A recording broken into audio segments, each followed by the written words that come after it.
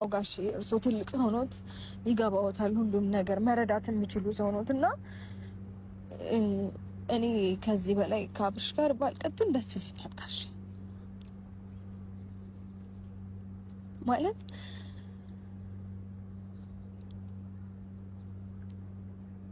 ነገሮች ከአቅሜ በላይ ነው የሆኑት። በጣም እየተጎዳው ነው።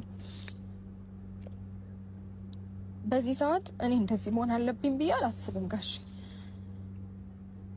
ሰው ተነግሮት ተመክሮ ይቀየራል እንጂ ኢቭን ጋሽ ከኔ ጋር ሆኜ ታረቅ እያለኝ እንኳን ሌሎች ጥፋቶችን እያጠፋ የነበረ ሰው ነው። ነገሮችን አስተካክል እያል ነው እኔ እያልኩት ጓደኞቹ እያሉት ከዚህ በፊትም እርሶም በጣም በብዙ መንገድ ቤተሰብ ምናምን መክሮታል፣ ግን አልተቀየረም እሱ።